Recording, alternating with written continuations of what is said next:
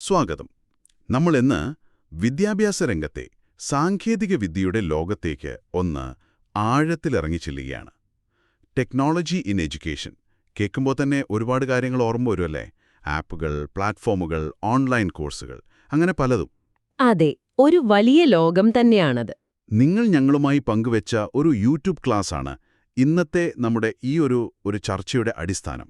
സത്യം പറഞ്ഞാൽ വിദ്യാഭ്യാസത്തിലെ ഈ ഭാഗം, അതായത് ഈ ടെക്നോളജിയുമായി ബന്ധപ്പെട്ട കാര്യങ്ങൾ, ചിലപ്പോൾ കുറച്ചൊരു കൺഫ്യൂഷൻ ഉണ്ടാക്കാറുണ്ട്. ഉണ്ടാവാം, പ്രത്യേകിച്ചും പരീക്ഷയുടെ വ്യൂ പോയിന്റിൽ നോക്കുമ്പോൾ. അതെ, ഒരുപാട് ടെക്നിക്കൽ വാക്കുകൾ, മോഡലുകൾ. പക്ഷെ പേടിക്കേണ്ട കാര്യമില്ല.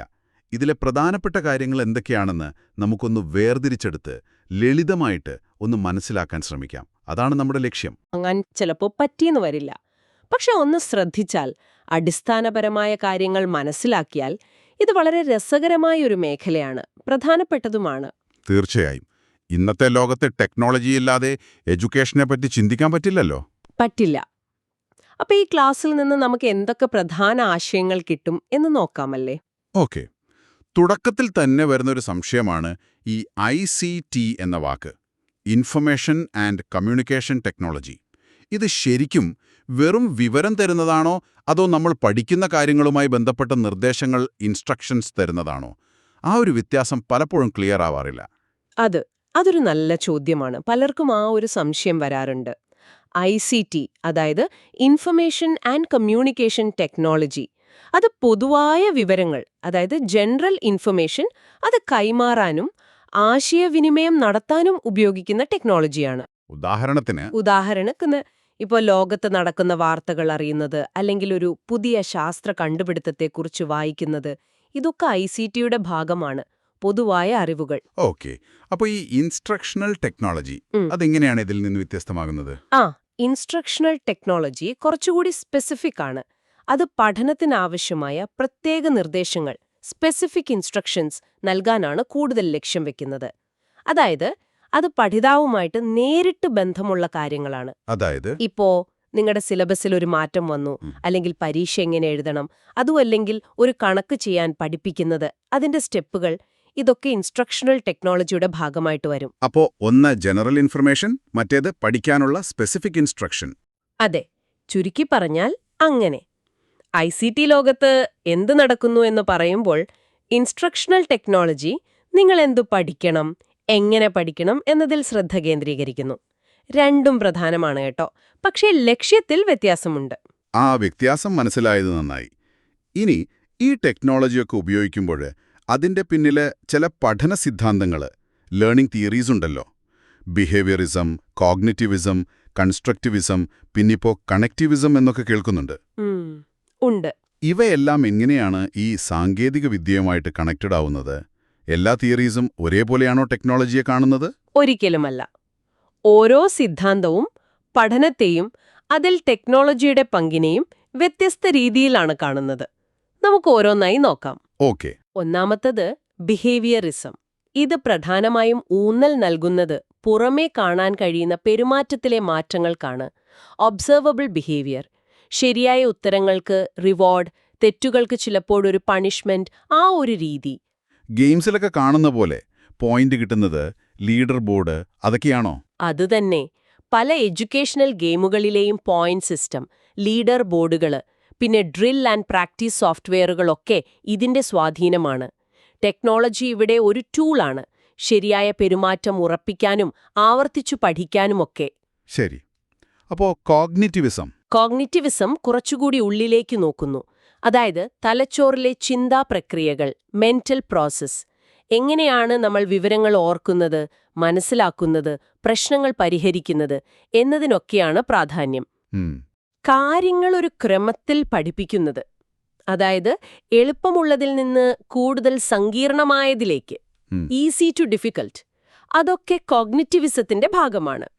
ഗെയിമുകളിലെ ലെവലുകൾ കൂടുന്നതുപോലെ ടെക്നോളജി ഇവിടെ വിവരങ്ങൾ ഓർഗനൈസ് ചെയ്യാനും ഓർമ്മയെ സഹായിക്കാനും കാര്യങ്ങൾ ഘടനാപരമായി അവതരിപ്പിക്കാനും ഒക്കെ സഹായിക്കുന്നു. ഓക്കെ. അപ്പോൾ ഈ കൺസ്ട്രക്റ്റിവിസവും കണക്റ്റിവിസവും എങ്ങനെയാ വരുന്നത്? ഇവ രണ്ടും കുറച്ചുകൂടി പുതിയ ആശയങ്ങളല്ലേ? അതെ. കൺസ്ട്രക്റ്റിവിസം പറയുന്നത് പഠിതാക്കൾ വെറുതെ പുറത്തുനിന്ന് കിട്ടുന്ന വിവരങ്ങൾ അതേപടി സ്വീകരിക്കുകയല്ല ചെയ്യുന്നത് എന്നാണ്. പകരം അവരുടെ പഴയ അറിവും അനുഭവങ്ങളുമൊക്കെ വെച്ച് പുതിയ അറിവ് അവര് സ്വയം നിർമ്മിച്ചെടുക്കുകയാണ്. അതായത് കൺസ്ട്രക്ട് ചെയ്യുകയാണ്. അപ്പോൾ പഠിതാവാണ് കൂടുതൽ ആക്റ്റീവ്. അതെ, പഠിതാവാണ് കേന്ദ്രം. മറ്റുള്ളവരുമായി സഹകരിച്ച് ചെയ്യുന്ന പ്രോജക്റ്റുകൾ, പ്രശ്നങ്ങളെ അടിസ്ഥാനമാക്കി പഠിക്കുന്നത്, പ്രോബ്ലം ബേസ്ഡ് ലേണിംഗ്, ഇതൊക്കെ കൺസ്ട്രക്റ്റിവിസ്റ്റ് രീതികളാണ്. ടെക്നോളജി ഇവിടെ വിവരങ്ങൾ കണ്ടെത്താനും മറ്റുള്ളവരുമായിട്ട് ഈസിയായി സഹകരിക്കാനും സ്വന്തം ഐഡിയകൾ ഷെയർ ചെയ്യാനുമൊക്കെയുള്ള ഒരു പ്ലാറ്റ്ഫോം അല്ലെങ്കിൽ ടൂളായിട്ട് മാറുന്നു. ശരി. എന്നാൽ കണക്റ്റിവിസം, അത് ശരിക്കും ഇന്നത്തെ ഡിജിറ്റൽ യുഗത്തിന്റെ തിയറി എന്ന് തന്നെ പറയാം. ജോർജ് സീമൻസ്, സ്റ്റീഫൻ ഡൗൺസ് എന്നിവരൊക്കെയാണ് ഇതിന്റെ പ്രധാന ആളുകൾ. ഇവിടെ പറയുന്നത് അറിവ് എന്നത് ഒരാളുടെ തലയിൽ മാത്രം ഒതുങ്ങി നിൽക്കുന്ന ഒന്നല്ല. അതൊരു നെറ്റ്വർക്കിൽ, ഒരു വലിയ ശൃംഖലയിലുടനീളം വിതരണം ചെയ്യപ്പെട്ടിരിക്കുന്നു എന്നാണ്. ഓ, നെറ്റ്വർക്കിലോ? അതെ.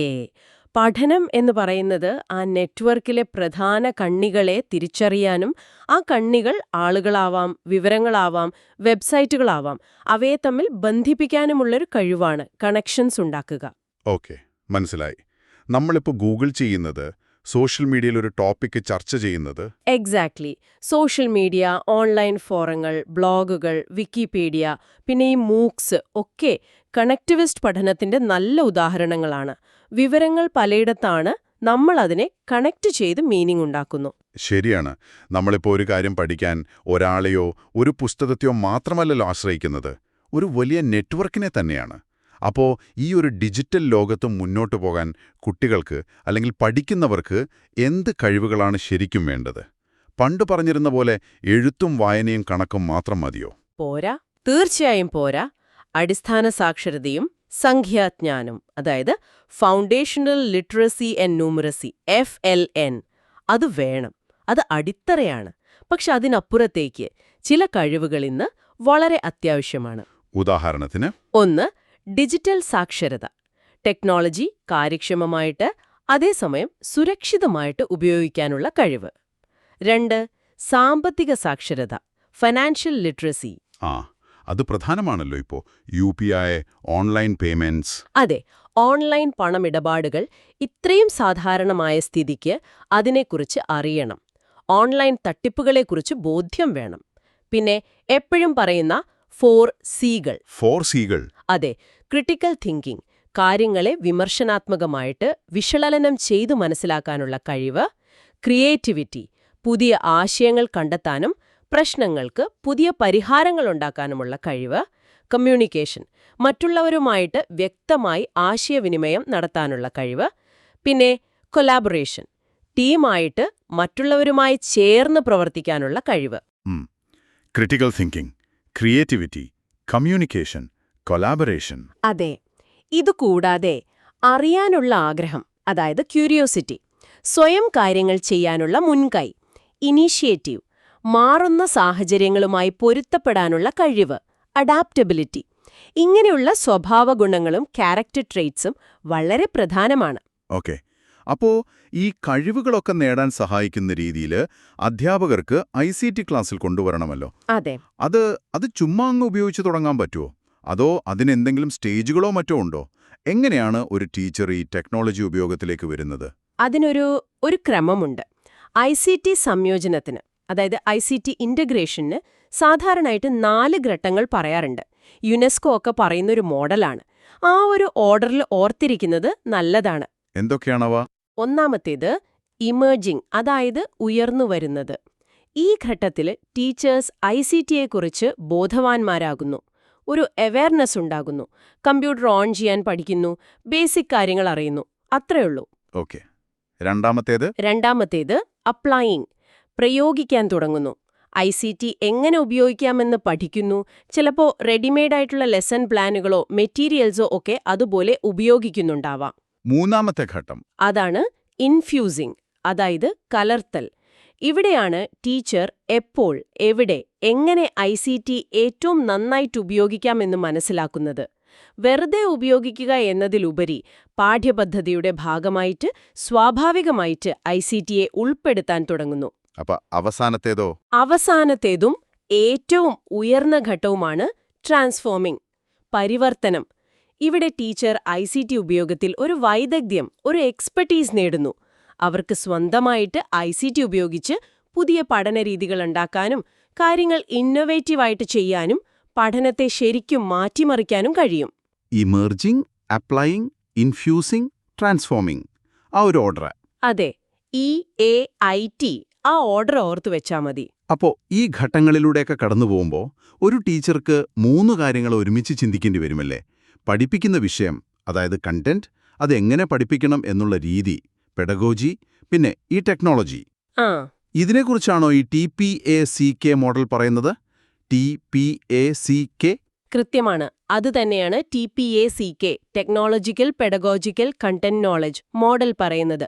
നിങ്ങൾ പറഞ്ഞ പോലെ 3 പ്രധാന ഘടകങ്ങൾ: ടെക്നോളജി, പെഡഗോഗി, കണ്ടന്റ് നോളജ്. ഇവ 3ഉം പിന്നെ ഇവ തമ്മിലുള്ള ബന്ധങ്ങളും ചേർന്നതാണ് TPAC. ഇത് ആരാണ് കൊണ്ടുവന്നത്? ഷൂൽമാന്റെ PCK, അതായത് പെഡഗോഗിക്കൽ കണ്ടന്റ് നോളജ് എന്ന ആശയമുണ്ട്.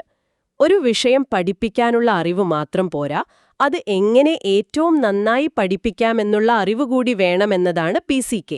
അതിന്റെ ഒരു വിപുലീകരണമായിട്ടാണ് മിശ്രയും കോഹലറും ചേർന്ന് ഈ TPAC മോഡൽ വികസിപ്പിച്ചത്. അപ്പോൾ കണ്ടന്റ് അറിയണം, എങ്ങനെ പഠിപ്പിക്കണമെന്നറിയണം, അതിന് ടെക്നോളജി എങ്ങനെ ഉപയോഗിക്കണമെന്നും അറിയണം. അതെ, ഈ 3 വൃത്തങ്ങളും കൂടിച്ചേരുന്ന ആ നടുക്കുള്ള ഭാഗം, അതാണ് TPAC.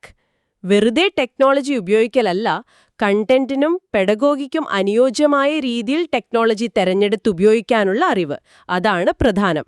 ഇത് ശരിക്കും ടീച്ചർമാർക്ക് വളരെ ഉപകാരപ്രദമായ ഒരു ഫ്രെയിംവർക്കാണ്.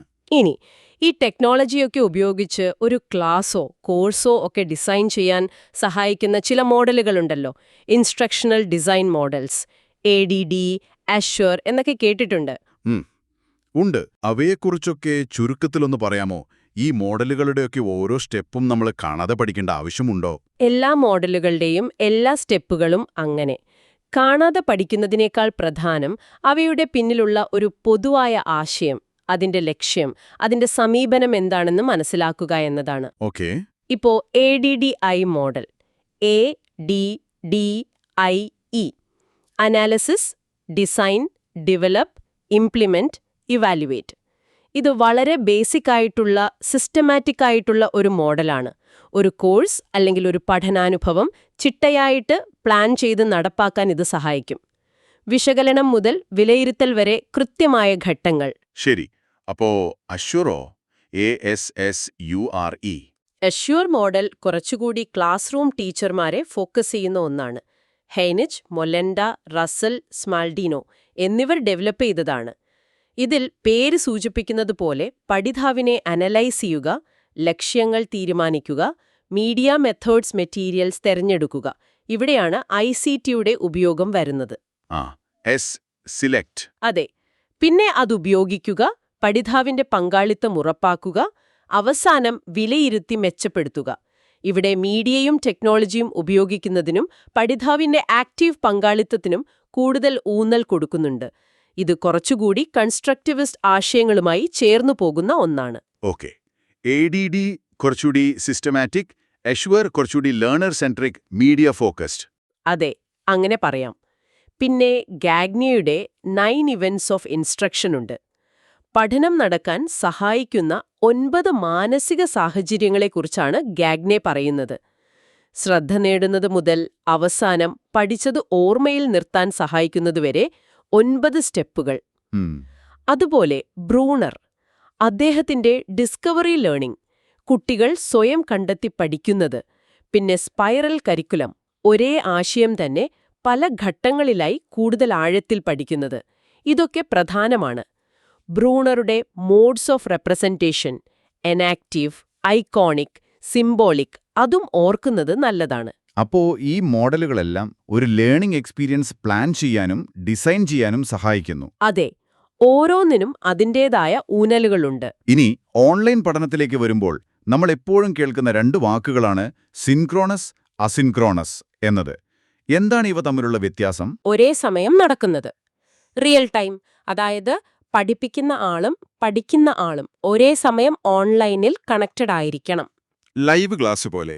സൂം, ഗൂഗിൾ മീറ്റ് ഒക്കെ? അതുതന്നെ. ലൈവ് ക്ലാസ്സുകള്, ലൈവ് ചാറ്റ്, വെബിനാറുകള് ഒക്കെ സിങ്ക്രണസ് ആണ്. അപ്പൊ തന്നെ സംശയം ചോദിക്കാം, മറുപടി കിട്ടും, ഒരു ഇന്ററാക്ഷൻ ഉണ്ട്. Okay.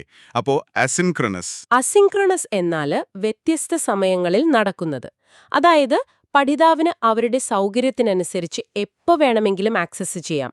Any time, anywhere learning. ഉദാഹരണം? റെക്കോർഡ് ചെയ്തു വെച്ചിട്ടുള്ള വീഡിയോ ലെക്ചറുകൾ, ഇമെയിൽ വഴി അയക്കുന്ന മെറ്റീരിയൽസ്, ഡിസ്കഷൻ ഫോറങ്ങൾ, ബ്ലോഗുകൾ, ഡൗൺലോഡ് ചെയ്യാൻ പറ്റുന്ന നോട്ട്സ്, ഇതൊക്കെ അസിങ്ക്രണസ് ആണ്.